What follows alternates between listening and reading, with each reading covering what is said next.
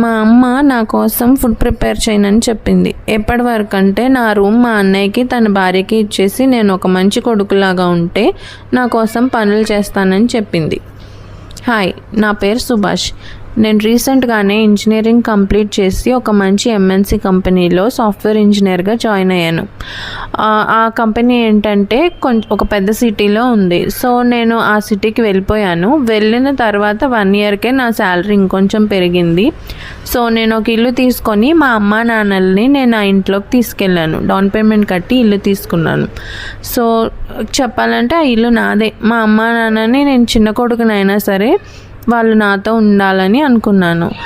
అలా కొన్ని రోజులు అయిన తర్వాత మా అన్నయ్య వాళ్ళు ఏంటంటే చిన్న జాబ్ మా అన్నయ్యది. సో వాళ్ళని కూడా మా అమ్మ తన భార్య ప్రెగ్నెంట్గా ఉండడంతో వాళ్ళని కూడా మాతో ఉండమని పిలిచింది. నేను తీసుకున్న ఇల్లు ఏంటంటే 3 బెడ్రూమ్ ఫ్లాట్ అనమాట. సో మాస్టర్ బెడ్రూమ్ నా ఇల్లు కాబట్టి నేనే తీసుకున్నాను. 2nd బెడ్రూమ్ మా అమ్మ నాన్నకి ఇచ్చాను. 3rd బెడ్రూమ్ని నేను ఆఫీస్గా వాడుతున్నాను.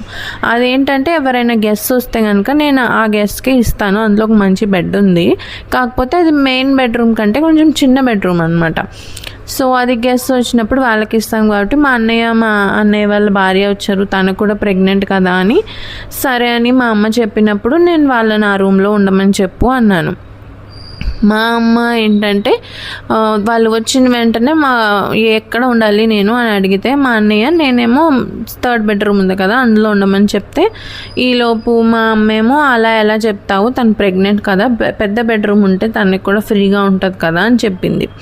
నేనేంటంటే వర్క్ ఫ్రమ్ హోమ్ నాకు 5 డేస్లో 3 డేస్ వర్క్ ఫ్రమ్ హోమేనమాట. 2 డేస్ ఆఫీస్కి వెళ్తే చాలు.